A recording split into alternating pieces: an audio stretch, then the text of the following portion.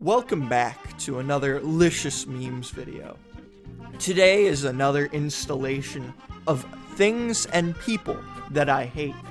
So if you haven't been outside before or been on like an elementary school playground, you know people are pretty fucking hypocritical. You look at politicians, you look at all musicians, mainly politicians, but you get the idea. A lot of people are hypocritical assholes, and they have it coming to them later, because karma, Jesus, Buddha, Gandhi, Xi Jinping, that's eventually gonna catch up with you.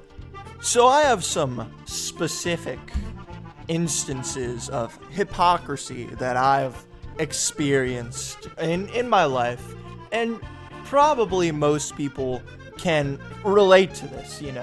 It's just like people will have a standard that they'll impose on other people, but when it gets to you, somehow and for some reason it doesn't apply to you. For some reason, I don't know, maybe it's because you're ugly, maybe it's because you didn't get the memo about something. My first instance of real sort of hypocrisy that I can remember is when I started to curse. When I got the balls to say the F word. And we're not talking about the F word that means cigarette in Britain. We're talking about the mega ultimate, curse word. The F word, man. Fuck. When I first started hearing people saying this piece of vocabulary, I was maybe end of middle school, and I heard people starting to say it, and I'm like, oh, that's a pretty cool word. Those people said it. People were like, wow, you're saying that. Wow. It wasn't exactly like that, but I mean, you got the idea.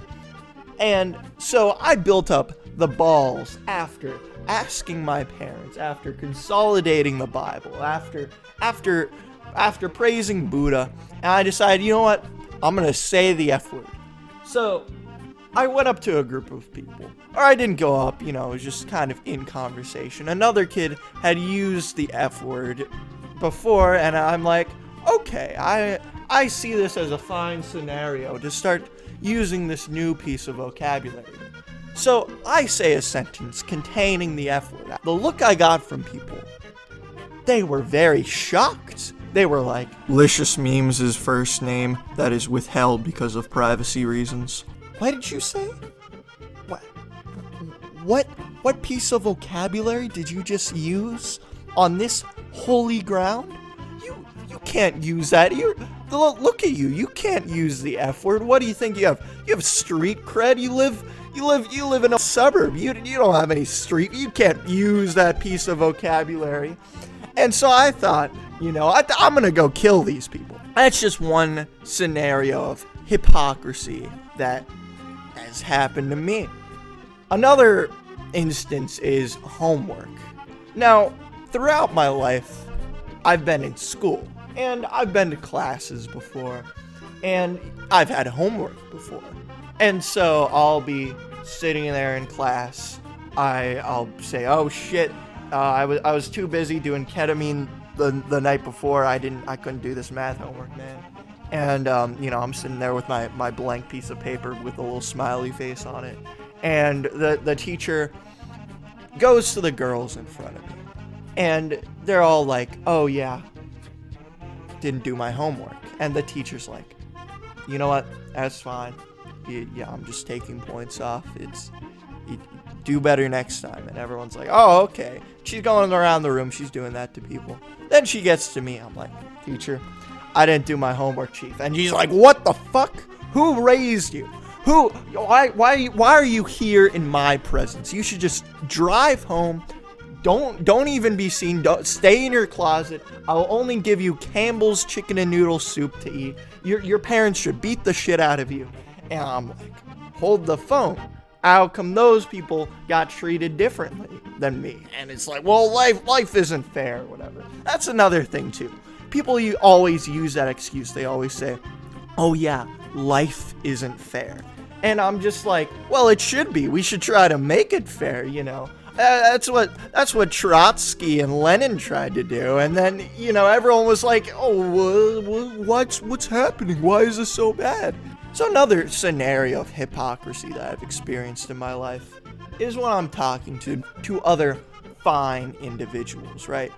And maybe not fine individuals, but we're sitting in a circle, we're talking, we're sitting crisscross applesauce, enjoying a nice bottle of grape juice, and someone makes a statement, and it's a fascinating statement. I try to follow it up with another statement, and then boom, I get cut off. I don't understand what happens.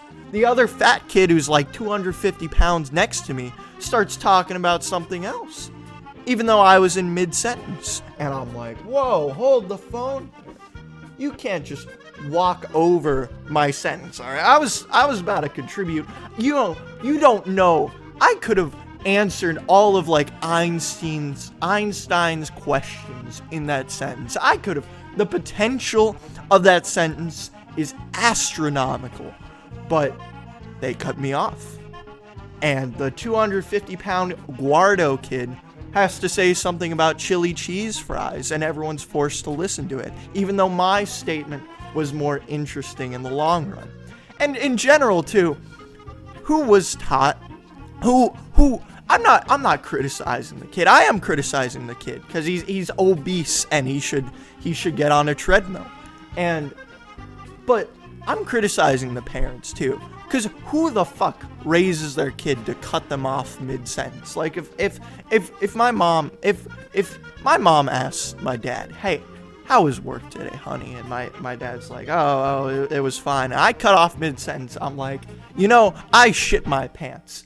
If I were the dad, I would have slapped the shit out of that child. Don't you cut off my sentence. I need to tell you what I had for lunch today. I need to tell you how my peanut butter and jelly sandwich was. My last bit of thought on that is that if you go into the hood and you start doing that, you're cutting off people mid-sentence like an old lady. If you do that to Big Smoke in the hood of Detroit, you're gonna get shot. Then the last thing, all right, this is probably the most ridiculous thing of all. I go around, I try to kill someone, right? But I get thrown in jail. Except this guy, O.J. Simpson, goes to kill his wife, and nothing happens to him. And I'm just like, what the hell?